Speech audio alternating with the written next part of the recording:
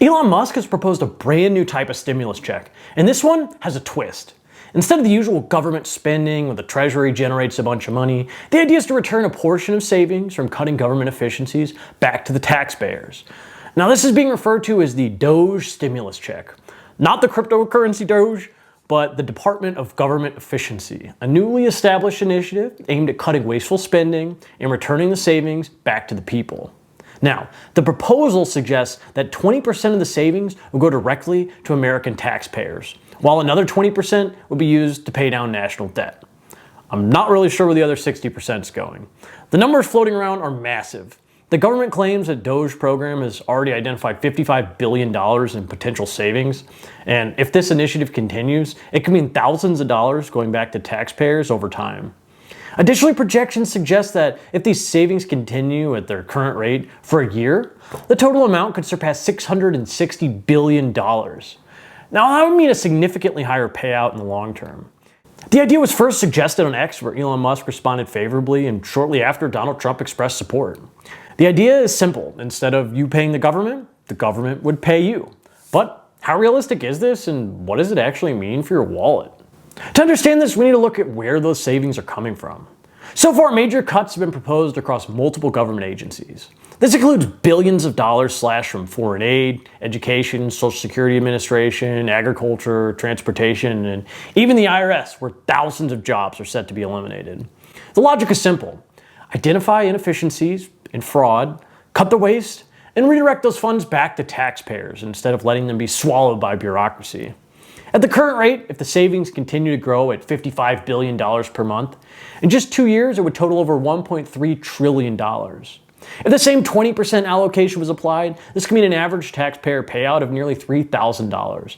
And if those savings hold steady for a decade, we could see a total reduction of, let's say, $13 trillion in government waste, with nearly $2.6 trillion being returned to taxpayers. And if these savings increased over time due to additional measures, the payout could rise even further. For example, if efficiency cuts expand to $100 billion per month, the 2-year savings would hit $2.4 trillion, leading to a potential payout of around $5,000 per taxpayer. Over a decade, that could mean taxpayers receiving over $10,000 each from these initiatives.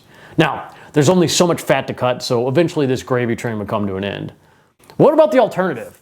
Instead of redistributing the savings to taxpayers, what if all the money was redirected solely towards paying down the national debt? While this might seem like the most fiscally responsible option, it comes with its own set of consequences. Paying off debt at this scale would remove a massive amount of money from the economy, effectively tightening fiscal conditions. While reducing the national debt could lower interest payments and improve the long-term fiscal stability, it would take some spending power away from consumers. And this could potentially slow down economic growth. Some economists argue that aggressive debt reduction could even lead to a recession. As less money is circulating, this means there's lower demand for goods and services. Now, on the other hand, giving money back to taxpayers could have a mild inflationary effect, since the government would have to take out some loans to make these payments. But it would also allow individuals to reinvest the money into the economy, creating more growth. More money in the hands of taxpayers means an increased consumer spending and investment, and potentially even new businesses being created. While some inflation concerns exist, they would likely be mitigated by the fact that this isn't new money being printed.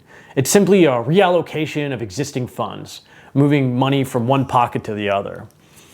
One argument against aggressive debt reduction is that it could cause deflationary pressure, leading to a slowdown in hiring and wage growth. If the government reduces its borrowing drastically, interest rates could rise as investors demand better returns on their capital, making it more expensive for businesses to expand. Now, this could ultimately lead to slower economic growth or even contraction, as seen in historical cases where rapid debt reduction coincided with economic downturns. Furthermore, focusing entirely on paying down debt could lead to missed opportunities in key areas like infrastructure, education, and healthcare. Now, while excessive government spending is problematic, some argue that carefully managed investments in these areas could lead to greater long-term prosperity, including the overall economy rather than simply reducing the deficit. There's also a psychological aspect to consider. When people receive direct financial benefits, they're more likely to support the policies that enable them. Now, this could create a scenario where future governments continue the practice of direct payouts, building long-term public support for efficiency measures.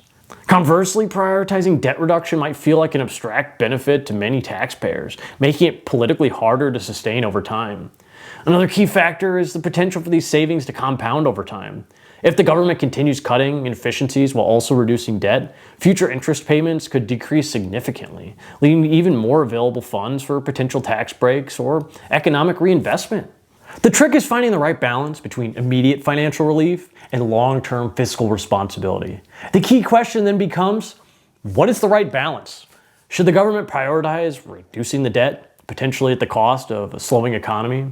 Or should it focus on returning the money to taxpayers to boost economic activity, knowing it might have some inflationary side effects? Striking a balance between these two strategies could be the key to ensuring long-term economic stability. There's also the question of whether this will actually happen at all and whether it's even legal. While Trump has expressed support, Congress would ultimately need to approve these measures with the bill, and that's where things get really complicated. Some lawmakers are completely hesitant about a plan that redistributes government savings in this way, while others believe it's a step in the right direction towards fiscal responsibility. There also seems to be an absurd political divide right now where people don't even care about policy anymore and they just play politics.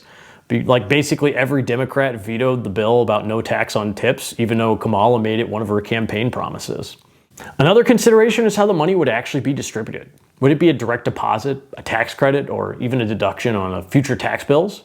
Some experts believe that the most likely scenario is a tax credit that would offset future tax obligations, making it more of a long-term benefit rather than a quick payout.